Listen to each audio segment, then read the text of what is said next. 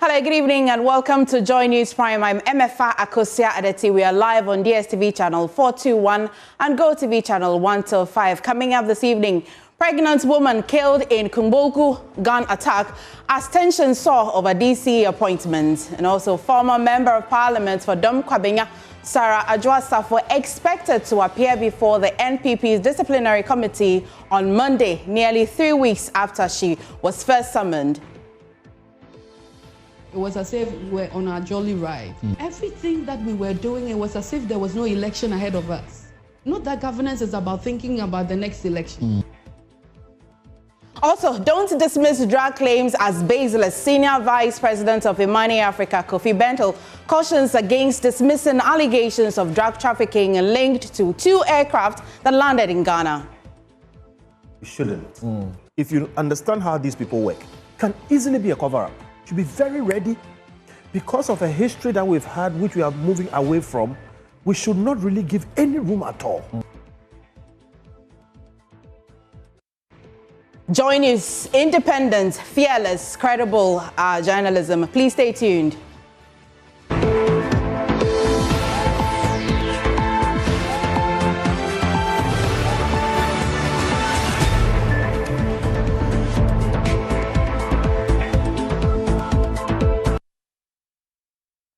Many thanks for staying with us. First, the Commission on Human Rights and Administrative Justice is making a case for a dedicated fund that will support Ghana's National Anti-Corruption Action Plan, NACAP, citing details of the newly launched in-depth evaluation report on NACAP, which spans 2015 to 2024. Commissioner of Siraj, Joseph Whittle, says creating such a pool of resources will ensure sustainability as the country prepares to move into a new phase of its National Anti-Corruption Action Plan. There's more in the following report. Duly launched. The newly launched in-depth evaluation report on Ghana's National Anti-Corruption Plan has exposed critical issues confronting Ghana's fight against corruption. With the support of the Ghana Statistical Service, the Commission on Human Rights and Administrative Justice, Siraj, has noted key recommendations that will sustain the action plan.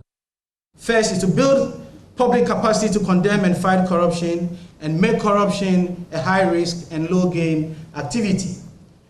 Institutionalize efficiency, accountability, and transparency in the public, private, and not-for-profit sectors. Based on this, as was said, the 4 broad objectives had 135 activities. Deputy Chief of Staff Nana Oyebampo, who was present at the launch of the report, acceded that corruption still remains a challenge in Ghana, hence the need for all Ghanaians to rise and collectively fight against corruption. All these surveys tell one story, that corruption still remains a big challenge in the Republic of Ghana, even after several years of implementing NACAP. Government has had some engagements with Siraj, and we have received briefing on the prevailing situation. We must all rise to address corruption in Ghana.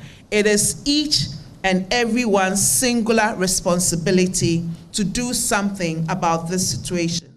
Citing key recommendations in this latest report, Commissioner of Siraj, Joseph Whittle, called for a dedicated fund that will ensure sustainability of the National Anti-Corruption Action Plan. We need funding, dedicated funding, to ensure that the NACAP 2 is not going to run into the difficulties that NACAP 1 had. And so funding is very, very important, as was indicated.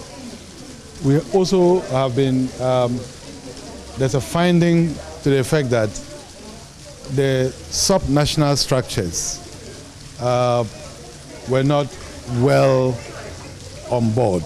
Experts remain hopeful that this in-depth evaluation report will inform key reforms as the country enters a new phase of NACAP 2. Blaise Sugan's report for JoyNews, Accra. Now, a pregnant woman has been killed after unknown gunmen opened fire on a group returning from a prayer session in Kukpalgu in the Tatale-Sanguli district of the northern region. JoyNews has gathered that the woman was shot in the stomach and died on the spot. 2 others who sustained injuries are currently receiving treatment, initially treated at a herbal center in Bande. They have since been referred to the Tamale Teaching Hospital. One of the injured was shot in the hand, while the other sustained a gunshot wound that entered through her back and exited through her chest. The motive behind the attack remains unclear, but locals suspect it may be linked to the recent appointment of a non-Dagomba as district chief executive. Now, the people of Zabzugu expressed displeasure over the decision as they were expecting a native to be appointed. The release of the list of nominees for the metropolitan, municipal and district chief executives has sparked unrest in the area. My colleague Martina Bugiri joins us via Zoom with more on this development. Martina, now what are residents saying about how the attack unfolded, and do they believe the victims were deliberately targeted? Yes, so when it depends on which group you speak to. When you speak to people from the Konkomba side, they believe it was a targeted shooting incident because the person who has been nominated is a Konkomba. And it stems from the initial conflict that happened on the 20th of February. There was a clash between hunters and farmers in the area that led to the death of one person. Now, some people have gone into the community stakeholders to try and resolve the issue and stopping it from escalating into a full-grown conflict. That was when people thought that was being dealt with. The release of the MCs came out, and then there was this incident. But what we are understanding now is that they have deployed security to all the flash points, and then calm has returned to the area. We are told that the security is expected to stay there for several days or weeks, depending on how volatile the area would be. And so as we speak now, life has turned to normal. The person who was shot in the hand has been released to continue with the herbal treatment, we are told, except the other woman who was shot through the back. She is still at the TPH. Well, Martina, can you help us understand the ethnic dynamics in the area, especially the Dagomba influence, and how that plays into this current tensions?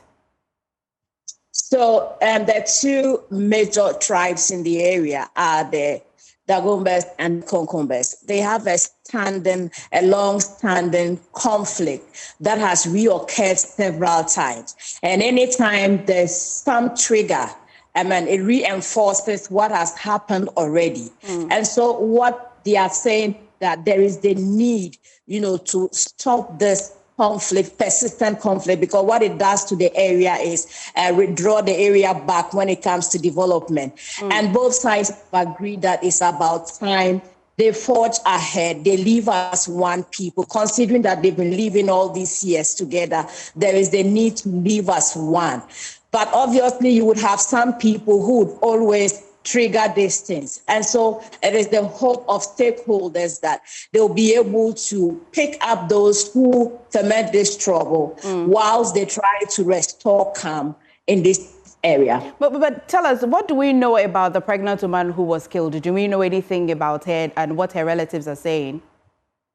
Little has been said about her. What we do know is that she hasn't been buried yet. As per my checks before I came on air, she had not been buried yet. We are told that people of the area are asking that they make some investigations and arrest those they think are behind this current incident. They believe that if justice is served, at least it would help curtail any further conflicts that may emanate because of what has just happened. Well, before I let you go... So speaking to the people around the area. Right.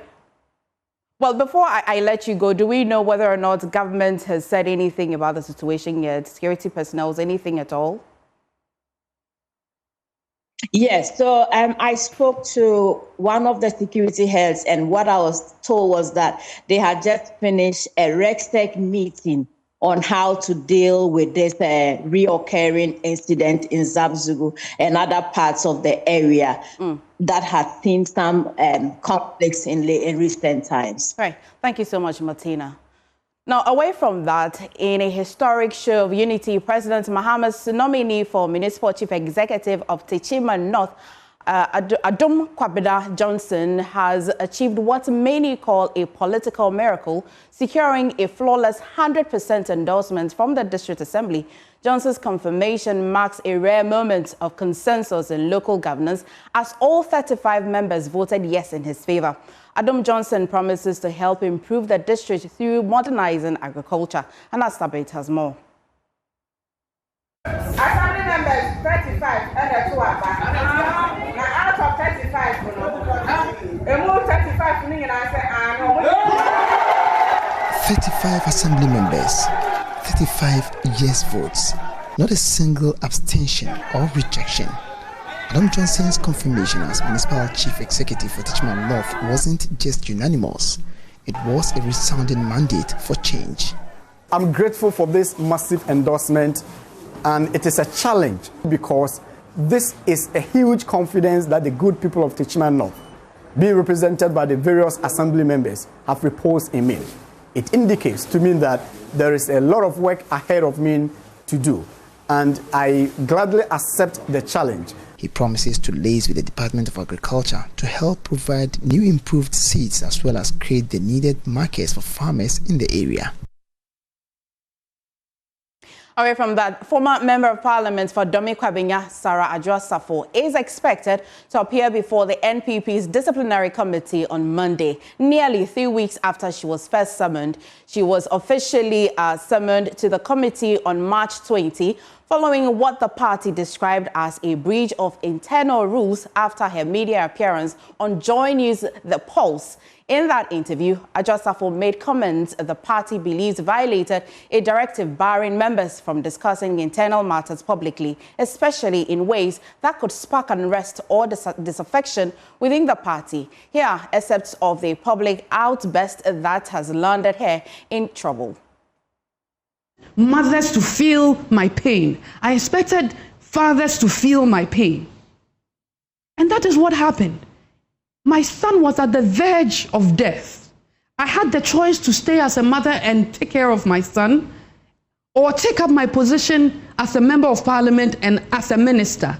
Any mother looking and watching me today should put herself in my shoes. What choice would you have made? Of course, if you're not a witch, you're going to choose that of your child. You have degraded and insulted and uttered defamatory words against their founder, their leader, their mini God. We worship our Father in the church. We worship him like God. And it's a movement, it's a church, it's a family. You say all these things, and then you turn back. Why don't you tell them the truth?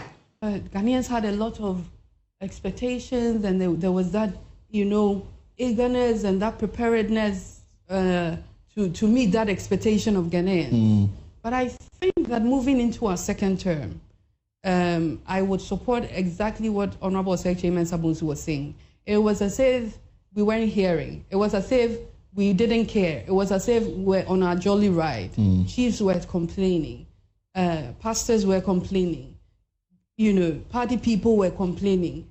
The youth. Everything that we were doing, it was as if there was no election ahead of us. Not that governance is about thinking about the next election. It's about governance. But you should know that your track record is what is going to secure you your next term. Right. So you have to listen. At the time, I think that at a point, we were not listening. You were giving ambassadorial. This guy won't stay there and work. You were giving CEO. Michael Papaniashale with our political desk joins me via Zoom with a statement signed by the Secretary of the Disciplinary Committee, Patrick Obama. Michael, what more does it contain? Well, MFA, we are told that this letter is sent directly to Adwoa Safo. I'm essentially giving her a hearing date when she's supposed to appear before the Disciplinary Committee. As rightly said, this is signed by Patrick Buama, who is the secretary to the committee. It does not give specifics as to the specific allegations or issues against her, although we know that the party released a statement on the 30th of March, signed by Justin Frimpong Kodia, who is the general secretary of the NPP, or exactly saying some things against her. Well, the letter, as I have said, does not state the exact issue against her, but the 20th March letter states that she was expected to set a good example and adhere to the principles of discipline by keeping quiet and not muddying the party or speaking ill about the party in the public. But we had Sarah Adwoa Safo on JoyNews, essentially speaking out her heart about big wigs within the NPP. Well, the letter says that she's supposed to appear before the committee at 11 a.m. on Monday, and she has the option of bringing a lawyer as well. She's supposed to equip herself with witnesses or evidence to some of the claims she made. And you heard in that video allegations against Henry Korte, who is a former minister, cabinet minister of the Adwoa Safo government. Again, also against the leader of the chairman of the committee that is supposed to be collecting evidence why the NPP lost. Former Speaker of Parliament, Aaron Michael Quayle. So tomorrow at 11, the committee is expecting her to appear before them and then adduce evidence to back these claims, and also possibly, if the party is not satisfied with that, what sanctions will be meted against her tomorrow. Well, Michael, thank you for bringing us updates from that statement. Now you're watching News Prime, and still to come after this break, don't dismiss drug claims as baseless. Senior Vice President of Imani Africa, Kofi Bentil, cautions against dismissing allegations of drug trafficking linked to 2 aircraft that landed in Ghana. Please stay. We shouldn't. If you understand how these people work, can easily be a cover-up. Should be very ready. Because of a history that we've had, which we are moving away from, we should not really give any room at all.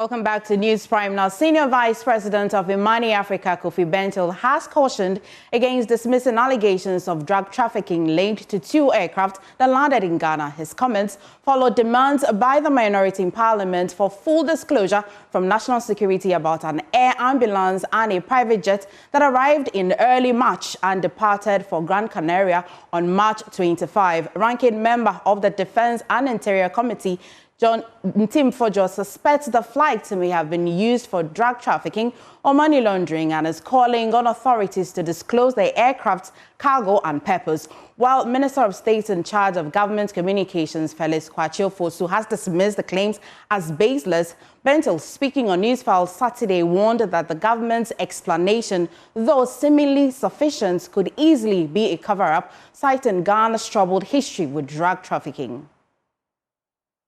We shouldn't. We shouldn't. First reason, Ghana has had, unfortunately, in the past, a record of drug dealing. It got so bad, we were blacklisted everywhere, and it's taken a while for us to erase that. Unfortunately, too much of it happened around the time of NDC, and I don't mean to be critical of them, but I think it's necessary that they are careful about it. Because some people think that they are aligned, and because in certain times they would have freedom, maybe they have people in certain places, so they may be able to do something. We shouldn't ignore Reverend Fojo because the explanation from government is not sufficient for you? The explanation seems sufficient, but where I was going was that drug dealers are not fools. All the explanations that were given, if you understand how these people work, can easily be a cover-up. Easily. And the other thing that we need to note is that historical information is instant. Something that happened yesterday, if you are asked to produce that information, you don't need time. You may need to put it together, that kind of thing. And when it comes to some of these things, the point I was trying to make is that we should be very ready. Because of a history that we've had, which we are moving away from, we should not really give any room at all. All right? So look, people like Reverend Ntimfojo and co. should be seen as whistleblowers, and we should bend backwards to accommodate them. When I spoke about the Achimota Forest thing, I was threatened with the same thing. Meanwhile, the Center for Democratic Movement has called on the Mahama-led administration to immediately initiate a transparent and non-partisan investigation into alleged suspicious flights that have stirred public concern. In a strongly worded statement, CDM urged both the National Security and Civil Aviation authorities to release all pertinent flight, cargo and clearance documentation to the public and to invite parliamentary oversight and, if necessary, international observers. They warn that any whiff of complicity, silence or obstruction risk painting Ghana as a permissive corridor for transnational criminal operations, and Ghana must not become a permissive corridor for narcotic trafficking. Well, also advocates for environmental sustainability are strongly urging educational institutions to include courses on creation care in their curricula. This, they say, has become necessary as their surveys have revealed the fight against environmental degradation will not be won with only adults in charge. Speaking at a World Vision training workshop on creation care for media practitioners, the advocates argued when the children are indoctrinated at an early age with the knowledge and benefits of environmental care, they are most likely to do better care, to take better care of the environment. One of them is Reverend Dr. Emmanuel Awudi at the Pentecost University, who's developed a curricula on creation care for the church Sunday school across the country. People think that Christianity has nothing to do with sustainable environment, but when you read scripture carefully, you see that Christianity has a lot of responses to the degradation of the environment more than any other religion. Therefore, we believe that we have to start gleaning lessons from the Bible. When you begin from Genesis chapter 2, verse 15, it says that till the land and guard it. And I believe that that is where sustainable development comes from. So we should have a framework on the environment in our curriculum so that when our pastors go to the seminary, they'll study something on the environment. I also believe that other institutions like the basic schools, second cycle schools, universities should introduce compulsory courses on the environment. That'll be all for News Prime with me, MFA Akosia Adeti. For more news, please log on to myjoyonline.com. Have a good evening.